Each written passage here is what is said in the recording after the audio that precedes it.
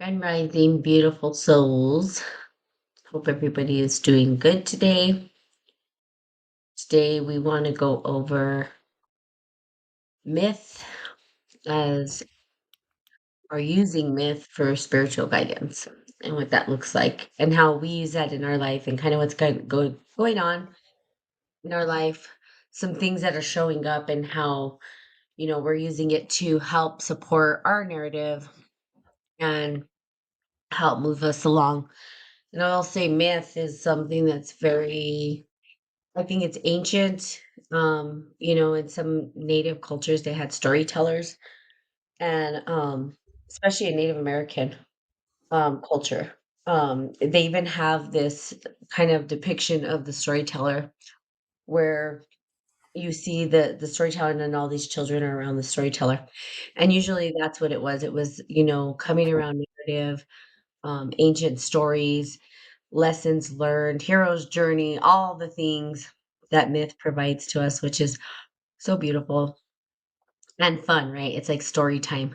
It's like you're right. It's like they pull out the book and they were like story time. I used to love that part when I'm like, ooh, you know. And that's kind of what myth is, right? It's this opportunity for us to have story time and add narrative to our life, which also makes us feel like we have some meaning and kind of provides us an opportunity to see how to move forward in our life. Gives us an idea of how we might move forward if we feel stuck. Um, and Pam, what do you say? Do you have anything to add? No, I just love the way that you opened with like the vision of the imagery of that. Um, yeah, as a kid, right? You come onto carpet for like story time. I think that's how it's transformed for us in modern day. But there's something magical, I think, about this ancient way of being that we once had, right? Where it was community, like you said, this fire, coming together and sharing morals and values, right? Lessons learned. That's how we imparted wisdom and knowledge, oral tradition, and a lot of cultures. Um, that's all they relied on, right? That's why we don't even have records today, because it was just oral tradition passed down, like the Druids and whatnot. And yeah, so that comes to mind. Um, no, myth, I think, is a beautiful, powerful thing that we don't fully um, understand. And in some ways today, I think it's overlooked. And there's not time for myth, or it's just a story. I think the closest we have now is maybe movies, right? Realistically, an hour and a half wrapped up into action packed entertainment, or something like that. Mhm. It's true, and that's probably why I love movies because I'm not a TV watcher like at home. And my TV, when it does go on, it's usually a movie or a series, and it's usually some kind of mystical. It could be obviously, I'm not much of a romantic, as you know, so sometimes I'll watch these rom-coms or whatever, but it's mostly like action packed or mystical or it's like Harry Potter's and Lord Yeah, of the Rings and Wheel of yeah. Time and and I love I'll tell you why I love the way that they do like movies is because it's always and it's true. I think today it's easier to relate some of these concepts to movies. Like I'm always giving Hmm. examples of like, well, have you seen the movie of, like some movies that I like or the like Divergent series, stuff like that where Mm, you think, oh, yeah. everything's gonna crumble. What would you do? Like, and in this series or in this time, if you apply it to kind of what's going on in your life, you're like, oh wow, it's almost the same patterning or something like that. And there is a very tightly constructed, I wouldn't say tightly, it's loosely constructed, but it's neatly constructed pattern Mm, within like the myth story, right? It's always like almost like the hero's journey usually plays out in sort of these myths. Even in our own life, right? We go through this like hero's journey, and I know you love that like hero's yeah. journey stuff. Yeah, huge So, background but there. yeah, but movies, man, it is true because you are kind of like sitting around the TV, like if it was a storyteller and listening to the story that it has to tell you or watching it or listening to Hmm. it, right? Right, and So hopefully there you're getting the moral or the value I or know, something. right? Did you get the moral of the story? Some people, no, I didn't. Mm. Um, yeah, but the storyteller, um, and I love it because, who doesn't love a good storyteller? Mm, right. I Everybody agree. does. Yeah, Everybody you does. yeah. Go ahead.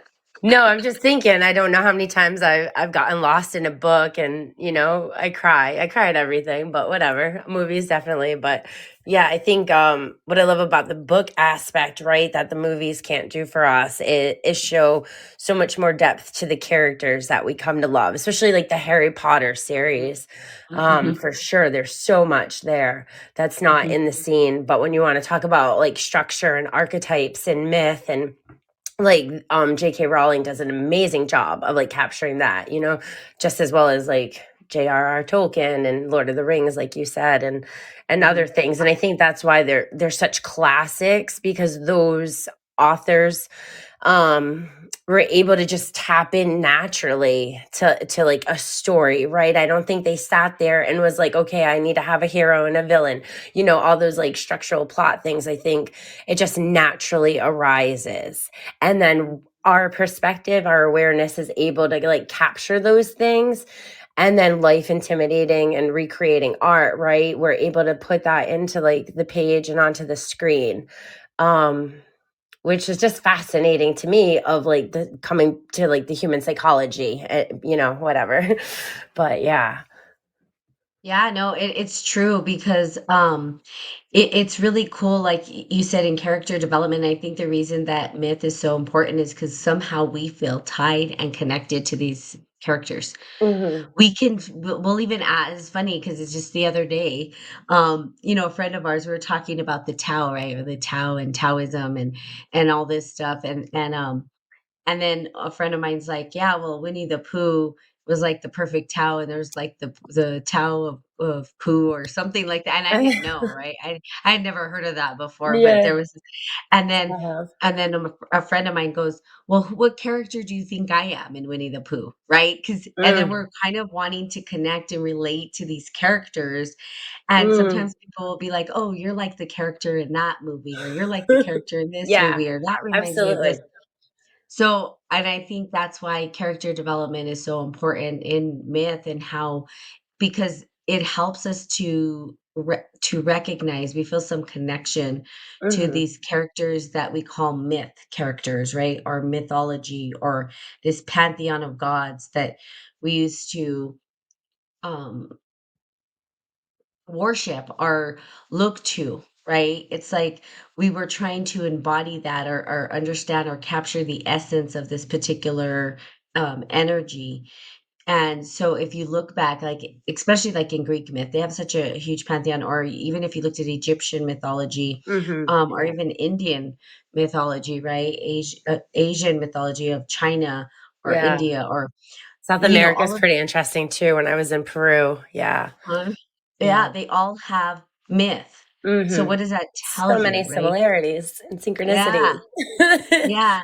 And Yes. what does that tell you, right? It's Mhm. that we feel connected to the narratives that myth provide for us.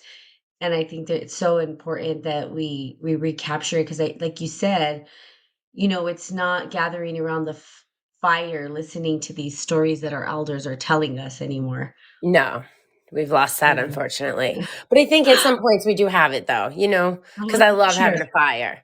And Mhm. and I think it's more storytelling now. You know what I mean? It's more maybe letting loose of stress and Uh-huh, you know uh-huh. what I mean? It's Right. not like survival, like, wisdom being imparted in you and stuff, but we've definitely find a way to modernize everything. So it's a bitch session the whole time. We're just Yeah. gonna bitch it off. It's right. It's Right. fine. Um, yeah, no, it is like, yeah, you get around the campfire and talk, but I mean, I'm talking like, I don't know why this vision came to mind, because I kind of like the what is the series? I can't think of the name of it, but anyway, um, where they're around the campfire and then they're telling the story of like the wolf, right? The great wolf. And Mm. it's this native tradition where they're talking about the culture and how they turned into wolves and why they turned into wolves. And what is it? Twilight is the name of the show, the movie. And Oh, in the Twilight Twilight, series? the Twilight series. Yeah, yeah, yeah. So, there's Oh, okay, their heritage. Yeah, I know what you're talking uh-huh. about. Yeah, that's a cool scene. Yeah, for sure. The Mhm. shapeshifters. The Yeah. shapeshifters where he sits Yeah. around and tells the story, and he's the older Yeah. man and everybody's coming to him as this wise old man and he's a carrier of this information, this wisdom. Mm. Um, and he's giving him an idea of what's to come and why it's to come. And Yes. and and it's like this forewarning of like, here's what's happening, right? And that's kind of what it provides. It's like, okay, here. So it's like the Mm. elder holding kind of the staff and everybody kind of like listening and having that respect for the elders' wisdom that they've carried throughout history or whatnot. And it's like, Right. wow. But the myth and the storyteller give us insight into our own life. How do we tap into our own personal myth, right? Mhm. Because Absolutely. we have the so what do we identify with kind of, like my friend asking the character, well, what character do you think I am? And then I'm watching Once Upon a Time. I like these Oh, mystical, like I really love like mystical series. Like I just do. I've always been and and it was funny because we're, for kung fu, we're like, well, who do we think that person is, in the so we're constantly doing this. We're constantly yeah, trying to look for clues or signs on how this myth might be playing out in our own life, right? absolutely. Yeah. Through different stories. Um, but like for personal myth, right? It's like what myth is guiding me along? Mm. And there might be some major characters that archetypes that we feel connected to. And what I like about that is that um, it can help us to understand what might happen next in our life or how to move forward or a way forward or what needs to be healed, Mm. or what lessons we need to learn and why that particular energy or myth is like arising in our own personal life, and how do we use it, right? Like for you, like what are some times where you've used like the myth to help you along and to kind of move you forward? Like what myth do you feel connected to? Hmm. Oh goodness. I've had so many. Um and that's the cool thing, like it became this huge turning point for me in my life, that when we were wrapping up school, you have to kind of go into like that thesis, Mhm, professional paper area, whatever. And I was so drawn to the heuristic self-search inquiry um mhm, mode. And it was, discovering this new way of using myself as this case study while mm, using like outside resources, right, for this huge year-long project. and mhm. i and I named it discovering personal myth. And so, Okay. like you said early on, the hero's journey and these things, like it is so, so close to me. When I was teaching English for high school a few years back, I was teaching my kids the hero's journey, and really having a lot of growth and insight while I was teaching them, and going through my own spiritual stuff. And it was really just seeing it as beyond like us and the human part, like, right, like it's not something we just kind of made up for movies. I was seeing it as the structure of the universe and working through it in stages of development on ego levels and on spiritual soul levels of consciousness. So that in itself has been the most transformative, eye-opening thing to really truly understand and to look at yourself as, I am the hero, right, I am the main character.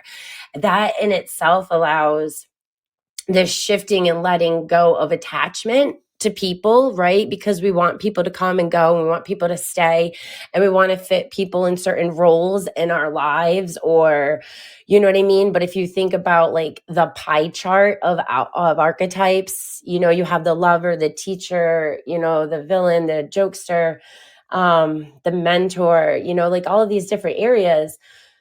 So people are going to fall into like that role, and we're going to play a role for them. And so just being able to shift my whole narrative of like of humanness and, humanity and whatnot, that helped me really let go, heal, not have so much pain and attachments.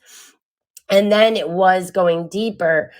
Um, and I feel like what archetypes, there's there's a part of me that feels like it's too broad in a sense to just throw around the word archetypes, because we're talking about personality traits.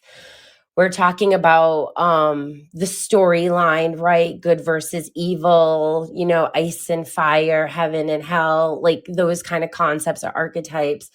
Um, so for me, I always kind of struggled because I felt like the archetypes, yeah, there's a story, there's a myth story, and I've related it, Wizard of Oz, which I've shared about, Dorothy and Glinda. um but on the other hand of that, it was like this own archetype, this essence of who we are, right? Our core of being. And there's masculine and feminine archetypes that overlap.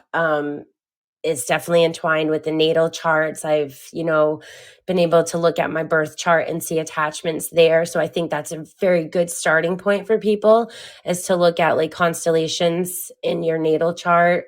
Like I have Pisces as a sun sign, so that linked me to Aphrodite. But I also felt Aphrodite, and I think it's just the more you become aware of it and you form a relationship with it, it becomes easier. Because in the very beginning, it's not easy to tell there's some kind of energy, right? It's just personality, it's just you. Um, yeah. Yeah, What do you think? I think that's no, I think that's a good distinction because I think most people would be like, we identify with the ego, the day to day, Mm, not recognizing that there's maybe these bigger energies. And sometimes it can be very like, even though we're maybe the main character in our story, we may not be the main character in somebody mhm. else's story, right? Right. So, It's a like you spider said, web and all into uh yeah, and like we're playing this, like you said, we play other roles for other people, mm-hmm. um, as well. So and it is bigger than an archetype is a big, broad, general term. I think it gets thrown around quite a bit, and Yeah. um, but it helps us. And I think if you say like, well, let's look at myth and character, and who are the characters within the myth, like even in your own life, I think it Yes. provides a story. So if you're like identified, or if you start to realize or wake up to maybe a god or a goddess that you're connected to, or an element, or whatever it is, whatever's showing up, Mm, you can kind of look to ancient myth stories and kind of see the different characters that surface within the myth. And then mhm, with that, you can kind of say, well, who's in my current circle? And what is naturally popping up, and what lessons am I supposed to be learning on this journey? So like, with Aphrodite, right? It's kind of like mhm, looking at, okay, well, what is Aphrodite teaching me? What is this energy saying? And it does kind of allow us to expand mm, our consciousness, our way of looking at the world, into something bigger, into the cosmos, mhm. you know, into this bigger narrative than this small, tiny container, mundane life that we live in. Right? And it provides some kind of a right, and it also, I think it provides this, like, mystical, magical connection that, we've cut off so much. Yes. It's almost like people are just living this dried out life, Yeah. like dried We're chicken. I don't know zombies in a shell of a body, like in a robotic, why. chain system. Like, like we are cut off from spirit. That's why people are filling this void that they can't even understand with every, kind of addictive coping mechanism, for Mhm. sure. And the thing is, too, with these archetypes, and this is the important thing, like they are wounded, undeveloped energies. And when you start looking at the myth stories, like how many of them end in tragedy?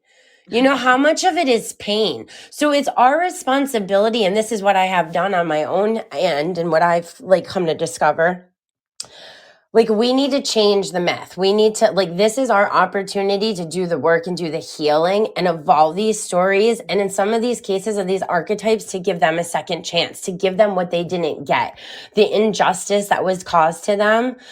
So like Lilith, that's one thing I've talked to you, you know, and others I've been very open about. You know, my, because growing up Catholic, we were never taught about Lilith. It was just Yeah, Adam and no. Eve, Yeah, and you know, the whole woman's got to be subservient. So yeah. to find out that there was this powerful, you know, beautiful woman, Lilith, who was like, hell no, like I want equality and I want top, and you know, Yeah. and was cast out and demonized. Like the woman's sexuality is so I've totally, my shadow aspect has gone on to not only the wounded side of Aphrodite, but Lilith. And with that I have found healing. I've been able, you know, to give what Lilith really needed, which was freedom and acceptance, back to, you know, I think the universal God's kingdom, whatever you want to call it. But I think it's, again, like we've been talking about, this darkness and separation that kind of chases after love and light and these higher vibrations, and it wants that unity. And in myth, I think that's where a lot of separation and darkness and undeveloped consciousness is really trapped. Mhm. And Yeah, so I we like that. can, yeah. Mhm. Yeah, and No, I'm go just ahead. saying we can shift it forward and do a lot of Mhm. healing if we can tap into our myth and separate it from the ego emotions. Mhm. Mhm. Well, I actually I like that a lot. You know, in terms of like you said, rewriting the narrative for these myth characters as well. You know, part of me is like thinking like for some of the projects that I did, right, when we were in our program, one that I did was La Llorona, and I think people um you know, so when I was young, like La Llorona, right? I don't know if people know what La Llorona is, but I'll just tell the story really quickly. Yes, please She do. is a mother. Yeah. So she, you know, she was, of course, she's a Mexican character. Hmm. Um, so being from New Mexico, it's very traditional that we know about La Llorona. Um, and she is the lady of the river. So they always tell you like this when you're a kid, don't play in the arroyos, right? Where the water comes because La Llorona will get you and drown you because she's searching for her children that she Mm, drowned. So the story goes that she drowned her children. Um, and it could be like postpartum depression or something like this, right? That the myth goes towards. But um, the guy that she loves leaves her. So, you know, he comes along, he marries or gets married to this lady, comes along, has no, and then has an affair with La Llorona. She has children and he leaves her. And out of her pain, her heart and her pain, she drowns her children. And then after she instantly regrets it. And so then she drowns herself. And so in that, she is constantly looking for her children in the mm. river, which is like a tragic story, right? You're just thinking Yeah, like, wow, that's and I rewrote that entire myth. yeah. And what I put is that she was trying to get away from her parents who were not accepting her children out of wedlock and they drown. And Mm, that she didn't mean to drown them, but she was trying to cast them across the river and they mm, drowned and she survived. And she went to the town to go and tell people, "Help me, help me." Nobody helped her, and they blamed her for their death, right? And so yeah. then in sorrow and misery, she went and drowned herself. Mm, So, but to recreate that story and having, you know, with myth, I think part of it, and I'm sure that you did this when you were going through your myth story, is having a dialogue with the actual character yeah. that is surfacing in your mind, right? Because this woman was demonized as well. Hmm. And now, they even have a movie called La Llorona, and of course she's the scary. I never watched it, Yeah, but they they did the did same have. thing to Lilith. They made like a CD rated movie, like horror movie where she kills. Yeah. So It's they ridiculous. demonize, right? And it's like Yeah. you said, like even if you look at um Medusa, right? And Hmm. her tragic stories, all these characters, not just women are were demonized, right? It was like there are other characters that then get demonized, and I think there's a lot of truth to saying, how do we rewrite these Mm, narratives? They even did it with like Maleficent, right? right. They rewrote that narrative. Maleficent. I don't know if you ever watched the movies. I thought they did a pretty good job with Angelina Jolie. Yeah, So yeah. We watched those a few years ago. Yeah. yeah, and Yeah. even if you look at 101 Dalmatians, Cruella de Vil, they Oh, rewrote her yeah. story. Yeah. So I think we're starting to realize that like we need to rewrite these stories. Yeah. They even rewrote the story of Santa to be a woman instead of a Oh, man. really? I Yeah. didn't know that. Yeah. No, but while you're talking, I was definitely thinking on the masculine side of it though, like Pan, right? The nature god, the horned god, Mhm. that they then turned into the devil and Satan. And so like just that one god alone you follow, culturally look at how that has totally reshaped our connection because there's no masculine element with nature now. We just see it as a feminine Mother Earth. So we've even stripped that and now have like demonized the masculine element of Earth and made it a devil consciousness. Mhm. So like Mhm. these things that we couldn't understand back then, or the things that had power, that we didn't want people to have understanding and wisdom of, it's like we stripped it and gave it a new narrative that's been harmful for generations. And I think it's finding this way that's personal to us and meaningful to us through these characters and stories that are arising in our lives naturally that we're just drawn to and have connection with. Like that's the beginning, seed. Realistically, you don't have to go digging around. It's just going to naturally be in your passion, your interests, and so yeah, I think we definitely need to rewrite narrative. We need to Mhm. explore, Mhm. what is the narrative right now? What is our current collective myth? Where are we, what are we healing? Where are we going? Yeah. And Mm. I think so it's like how do you come to your myth, right? How do you come to your myth? So I can say that the way that I've come to some of these characters that resonate with me, right? First is to really like for me, I did a deep meditation. One of them came in a dream, like La Llorona came in a Mm. dream for Yep. me. I was never like totally connected to La Llorona, like, oh, all the time, right? It was, Yeah. in fact, I never even thought of La Llorona um, past probably the age of 9 or something like that. And then what she did is she surfaced in my dream, and it was when I was doing very deep spiritual work. Mm. So the reason we're saying that you can use myth for spiritual guidance is that when you start to do your spiritual journey, there are going to be a lot of lot of things. It's a whole slew of crap that shows up that you're like, "What is this stuff?" Right? What what is all this? And it's the unconscious, right? Is Mm. surfacing into the conscious world, and you're looking at it, going like, I should have left that dormant. What the hell was I thinking? And Yeah. then, but the cat's already let out of the bag. So you can't go back, right? It's just gonna start like slapping you in the face. I mean, Right. it's playing out regardless. So your unconscious subconscious mind will play out narratives without you knowing until you Yes. get the lesson.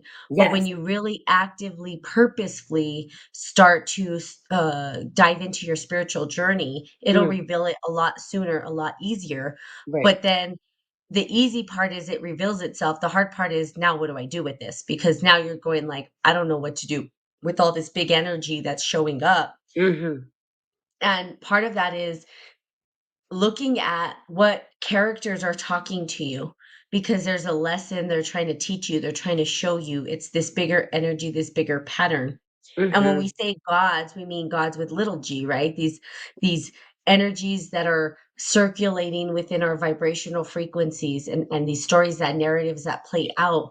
So once you do that, and once you're surfacing actively, allowing yourself this spiritual journey, the characters will show up. And what I did Mhm. is said, okay, what character do I identify? What's the nature or the essence of what I'm experiencing? Right? Some people, if you look at Aphrodite, right, which is a big one, Mhm. um, it's like I have this big sexual charge plus all this pleasure, and so you kind of can just look up keywords. That's a good way to start, is kind of looking at, well, what sensations or essences are showing. Are you feeling a lot of anger um that's surfacing, or are you overindulging in pleasures? Are you drinking a lot of alcohol? You know what I mean? It could be the Dionysus, right? It could be, it's Definitely like worked with him for a minute. right? But you don't know. It could be like these different myth characters showing up. So you could be No, like, absolutely. They come in phases for sure and different mhm, mhm, yeah, like where you are in your path, you'll bring up different ones and then it will heal its story and a new one will emerge mhm, for sure. mhm, Yeah. mhm. And I think, like, tapping into your essence of what you're experiencing will help you kind of tap into the myth that's guiding you.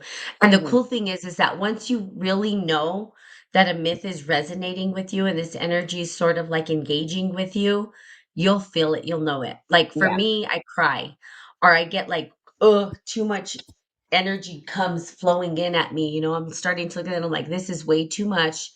I need to Mm. turn it down a notch.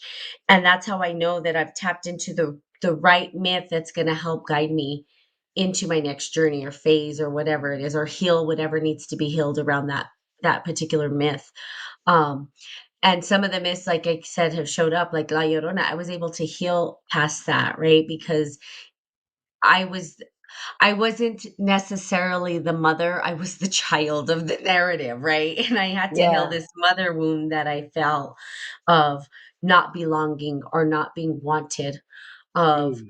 of, you know, being drowned by the mother, metaphysically, basically, Yeah. or yeah, spiritually, or whatever it was, right? It was Right. it wasn't physically, obviously I'm here, but there was this connection to like feeling like I was not wanted. And that's kind of how the story goes in La Llorona. Like the kids weren't wanted, and then there's this instant regret on the mother's end to say, well, no, I do want you. And Yeah. I felt that battle, right, in my own mid journey, in my own sensations. Like I felt like I was wanted but not wanted, and I couldn't understand it. And so it helped me to heal, to have a whole new understanding. And what I would say is that the way that the narrative helped me to heal is that when I saw my mother, I saw her as this person who I believe wanted her own life, Mm. and independent of children, without Yeah. children. And that maybe she doesn't want to admit that, but that is the energy that she puts off, right? Even Yeah. though she might not, and maybe she's afraid to admit it, Right. but you can tell, right? You can tell as the person receiving the energy from the mother. And so for me, I was like, now I can honor my mother as, maybe she didn't want children, and I'm okay with that. She had us anyway. You know what I mean? Even Right. if she didn't want children, she had us and we're alive and she fed us. She wouldn't totally abandon us, right? Yeah. Um, she fed us, we had a place to stay, we had a roof over our head, all that kind of stuff. But she was battling, I think, the ability to have her own life without children. And I think, Right. honestly, think if she could do it again, she wouldn't have had children. And and I know that because I don't want children, and so I feel the same energy. I'm like, but I come from you, so I understand that that's probably what it was. Yeah. And even though she may never admit it, but that narrative helped me to heal past that, right? It helped me to recognize that, you know, she wouldn't, she wasn't so ingrained that, and of not wanting us, that she gave us away, or that she just aborted us or whatever, right? She Right. did go through the entire process and raise us and all that stuff. But I think there might have been some regrets there. So I could then say, well, I identify with, not wanting children. I identify with how I would feel if I had children and didn't really I understand that, and I think Yeah. and to me it became a bigger narrative of I'm sure there's a lot of parents out there a lot of and in fact, I started talking to a lot of mothers and they actually felt relieved to be able to say that Yeah. without feeling like they were bad or that Right. there was something wrong with them.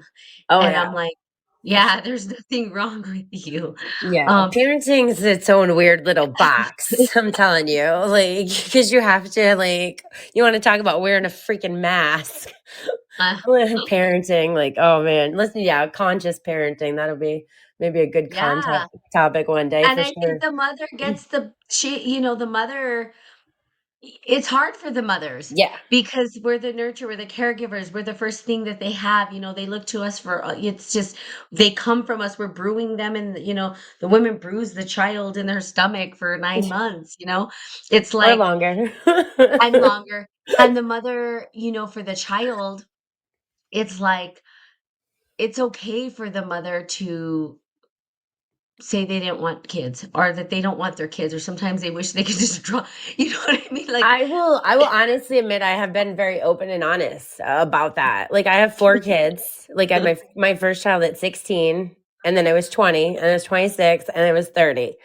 Only 2 were planned, and, like, yeah, I mean, there were times that like, if I could go back, like, I definitely would, knowing what I know now, because I honestly also believe, like, our it's a soul contract, so, like, you know what I mean? I Yeah, kinda go back and forth, like, you can't go back, but at the same yeah. point, if I could, like, rewrite my soul contract from right now, I would have them much later in life and with a Uh-huh, much healthier, divine, healed masculine and not their uh-huh. father, to be honest. Yeah, For sure. So I think that kind of the parent and the situation of the home life can kind of, play in to some of those key regrets. I think especially the younger you are, for for sure. sure. Mhm. So, Yeah, yeah. and see how it opens up narrative, so that's why I said Yeah. myth can help you with spiritual guidance because what it does is it allows you to identify too and say things that most people wouldn't say, like, "I'm not a mother," so me rewriting this myth allowed me to get in spaces with other mothers that I when I was working with this energy who really literally said, "You know what? I didn't want kids, or I Yeah. don't sometimes I don't want my children." Sometimes I'm like, and they were able to say it without feeling judged. They Mm. but they were like, "But I love my children." And obviously, I'm still there for them. Even though I have these feelings sometimes, It's I'm still hard. there. It's so Yeah. hard. Mhm. It's Yeah. like the hardest relationships when you think about it. And not only that, but when you're having your own children that are not compatible, like when your birth charts are Oh are you know what I gosh. mean, are opposites, and your Oh. kids are meant to teach you karma. So like the things that your parents couldn't live out or foresee. Teal Swan actually has some interesting videos on like what our children are really meant to mirror back. And so, like, if so, as like a child, if you were never allowed to express anger or frustration, you're gonna have a child that's going to just show anger and frustration because you never got to exhibit that. And so it's really kind of interesting when you go into the dynamics of like this really, myth. You want to talk about myth story and soul contracts?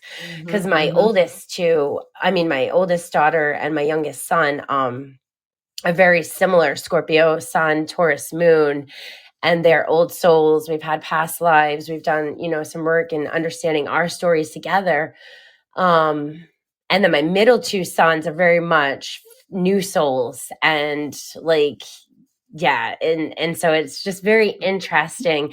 And I see with my 14-year-old who's a Libra with a Scorpio moon, I see a lot of myself in him, and so I see where we have to break some patriarchal systems in place mm. of like the way our parents and grandparents and great grandparents were raised, and so that will trigger things to come up, and I've had to work and do shadow work. So with our kids, even it's so much deeper than what we're aware of.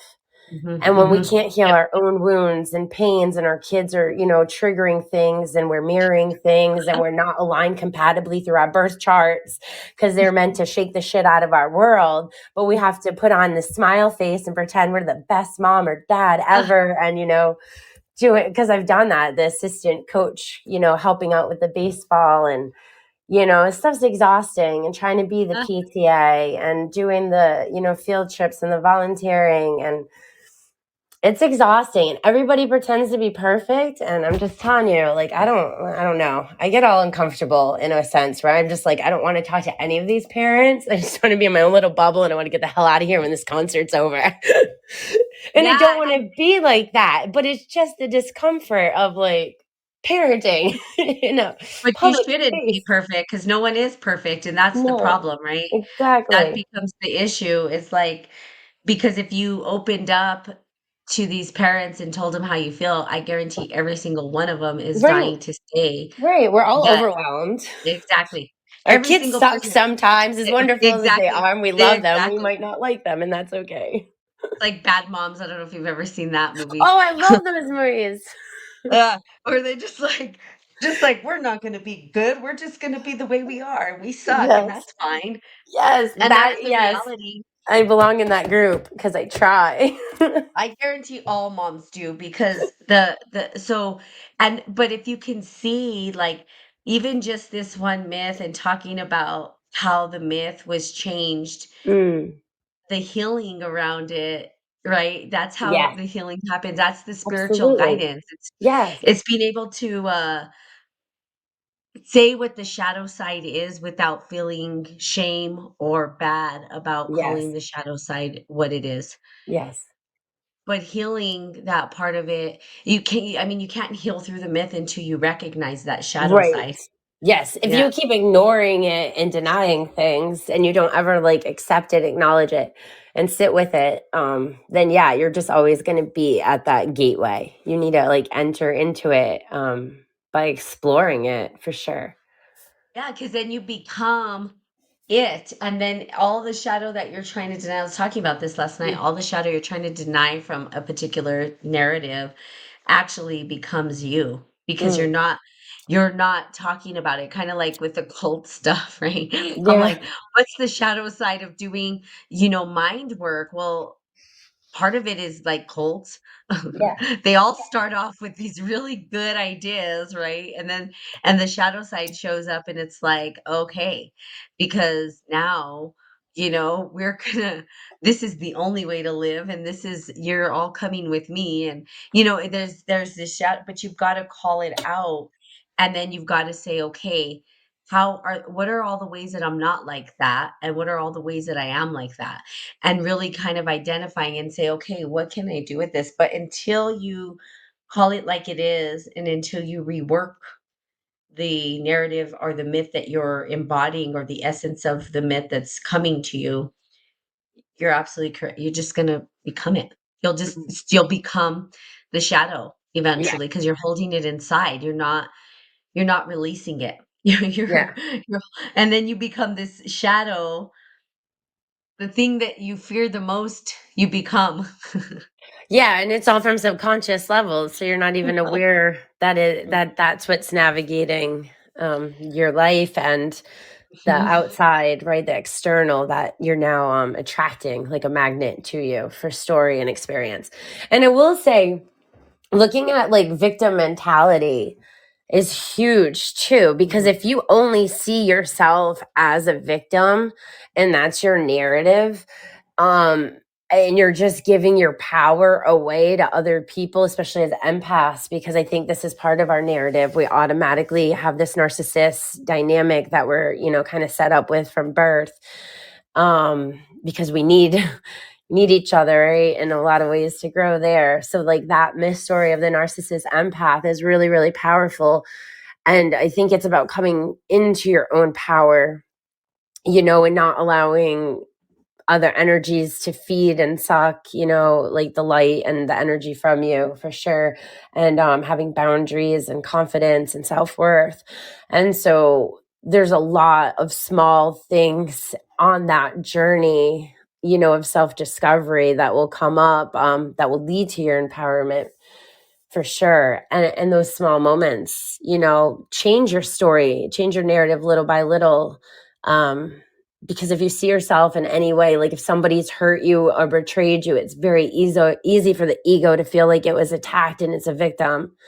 And then it's very easy for the ego to navigate life forward, always seeing itself as a victim. And that's not true. And I think that's the worst narrative and myth that we can kind of entrap ourselves into, you know what I mean? And get caught up into the subconscious because you don't even realize it. You're just like that poor me mentality. Everybody's out against me. Everyone's going to hurt me. I can't trust people. I can't love people. So look at like the victim, the victim narrative, and find a way to like reclaim that, because that is one thing I see with my card readings when I have sessions with people. Like that's on a bigger myth collective story. That's where we all are on our individual path, and that shifts us, as a collective, is that we're all reclaiming our power and our true authenticity and dropping these, mass, and these wounds and things that we have hidden behind. And so I think coming back to the collective, that's really important to look at, victimization, as well as like how am I co-creating with the universe, because these archetypes are coming in to co-create with us. And so surrender and opening to them in relationship is only going to build and strengthen that over time. So then it gets easier. It gets easier to feel them, to understand them, to witness them and be like, oh, I know who this is. Or the universe will guide you quickly. And then, it's like a puzzle piece and you're like, oh, that's the energy I've been feeling. It's this person, or, this God, this goddess, whatnot. Yeah. Mm. Hello, how are you, Bella? So yes, I think understanding the myth that is circulating in us, around us, and tapping into your own personal myth, as like Pam was saying, like really figuring out what that personal myth is within you, and then being able to shift narrative, right? And asking yourself, am I playing the victim? And there's some language around, I'll tell you what I was saying last night. Mastery lies in distinguishing distinctions. One of them is a collapsed understanding of victim and survivor, and a lot of narrative has changed around that Hmm. particular thing. It's like I am a survivor of this particular thing. And what that does is it reclaims your power. The Hmm. reason why the narrative gets to change is so that you can then stand in the power instead of putting the blame on others for what's going on with you. It allows you to recreate your life from a place of power. The victim story will keep you in that perpetual cycle of not enough. They're doing that to me. This and that. And so what ends up happening is you circulate kind of the same stories over and over and over of victim. Survivor is a whole other thing. In fact, survivor to me reminds me of the warrior Hmm. archetype, right? Which is Hmm. which is what I say, Yeah. when I think about that, I'm like, whoa, like I'm a warrior spirit, right? Hmm. And I'm able to, put on this armor, and I'm not a victim. I can stand up for myself, and so survivors are like, yo, I'm gonna say something about this. Yeah, Victims are just kind of allowing themselves to surrender to what other people do to them. And that's absolutely. giving up power. That's giving up power. Yes. So when you start to like look at these narratives and start looking at, well, what's the opposite? If I'm a victim, what's the opposite of that? Well, I survived something, and start looking at that. So that's how the healing starts to happen.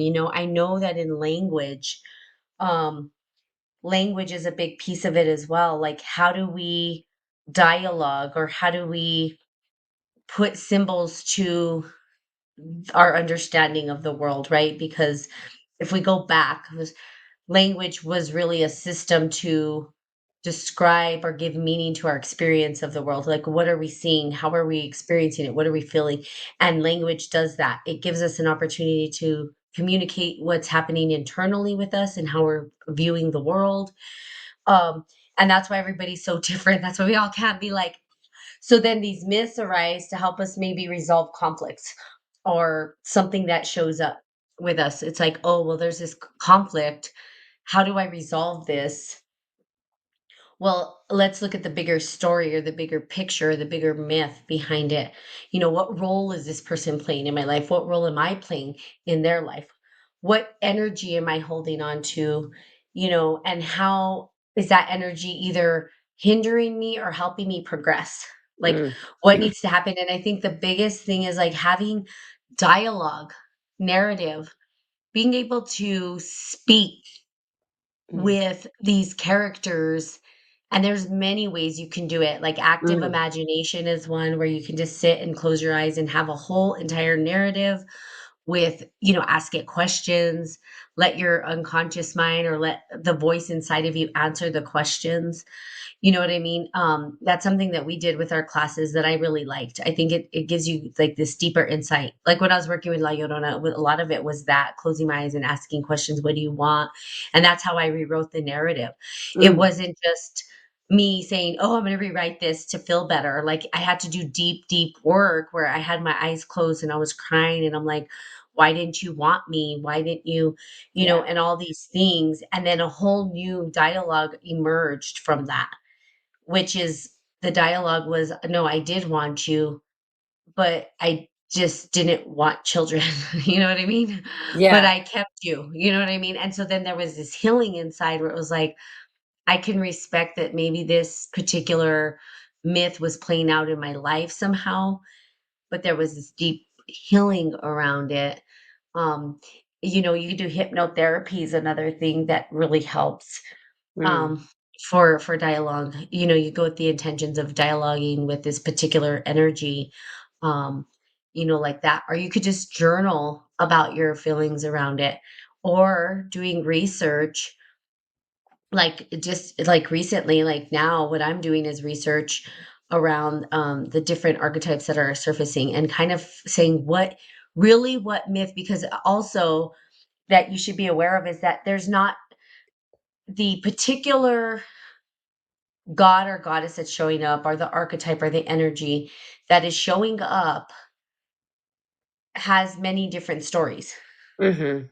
Like Absolutely. Gilgamesh, right? We have Gilgamesh, and then that story got all over the place, right? Like we see it everywhere, and all like we're like, well, why do we see the same story everywhere? Yeah. Or and so we see these narratives have kind of morphed. If you look at the Greek pantheon and then you look at like Roman, right? They kind of Yeah. took from, you know what I mean? If you look at Egyptian mythology, you see that there's like some crossover with even Greek.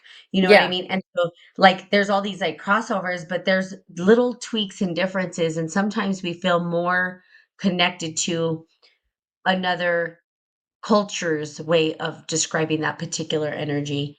And that can send us on a different journey of healing. So yeah, so I think it's kind of like you said, looking at it, right? That's kind of what we're working with at this Right. point, right? It's like, well, look at different characters. Don't just go with the first one and see, right, how it goes. So, hello, anime girl. And so that's how you can figure out the myth, right? Or how the myth is playing out. W- what about you, Pam? You want to add to that? No, I definitely agree. It's like a rabbit hole.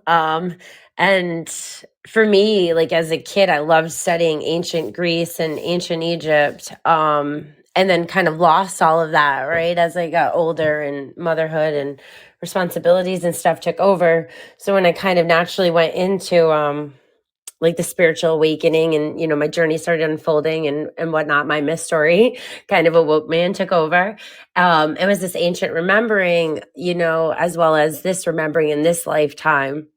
And so by being reconnected, I would say really childhood holds a lot of keys to like the things that we were naturally drawn to and liked. Like everything was witchcraft when I look back at like growing Mhm. up in the 90s. I'm like, oh my God, could it have been more? like attuned into like my blood and my system and my way of being, and then I just lost that. um but no, I think it's a rabbit hole for sure, and it will take you further back, um from my own experiences. So with Aphrodite, because that's an easier one, right? Like you have the Roman, we have the planet Venus. So I think we're all kind of familiar right away with that energy. And then so going back, Aphrodite, and then going back further, like Isis, Inanna. So it kept taking me back to older and more ancient civilizations that were threaded to that archetypal goddess. And Anana in her underworld story has been something I'm still working with and fully trying to figure out. But that has been a massive part of my story and my experience, my origins. And it's just puzzle pieces, so it can be hard because you're only going to see and get revealed what the universe wants you to know, right? For sure, some things need to be a mystery, and some people may never have that knowledge or wisdom, awaken within them. But there's a lot of resources for sure to like just small steps to just kind of start. And I think even just shifting your perspective a little bit, it does a lot of healing, as well as it just makes the ego, I think, relax. To, you know what I mean, not having to hold on to people and places and roles, and understanding, okay, like I can let go now because like I learned what I needed to learn. Especially if you can't grow with somebody anymore, if you don't see potential and you're just stuck in this container and you're just living out your life for like other people, you know what I mean, in a sense, and you're not really following your heart or your own passion, there's probably a lot of you that's really numb and that you're really closed off and subconscious too, because you've denied yourself, access to that.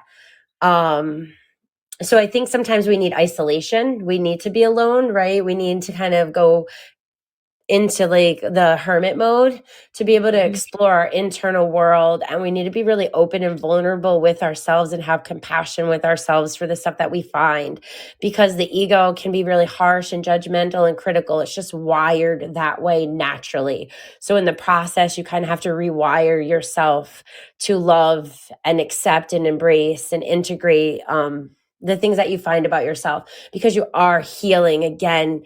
And that's why we're finding these demonized, right? You talked about Lilith and Medusa and, like all these demonized energies. So we're healing in the process. So it's not going to be pretty. It's not going to be easy. No, it's not. It's never, it's a mess. We're a Yeah. mess in a dress. No. Oh, I love that. I'm always like that saying, right? But it is, it's a journey. It's not easy. So I would say like for us, just so you know, because we want to wrap it up, is that, we are here. We will be taking coaching clients very soon. Very exclusive.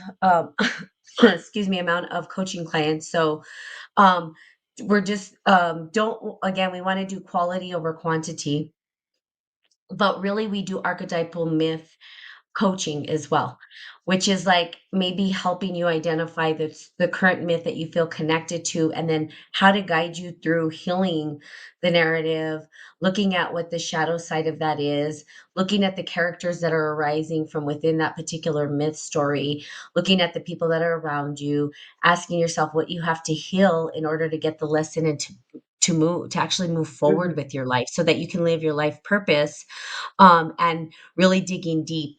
So we will be taking clients soon. The website will be out soon, which is Women of Consciousness, and then we will provide resources around that. Again, it's deeper coaching for the myth story, but we also do a lot more, and we're here to support you, and that journey too, being the twin flame, which we didn't talk about this time, around that myth story, which is it's a myth in itself, right? It's like, Yeah. oh my god, it's such a Yeah. big pattern to talk about.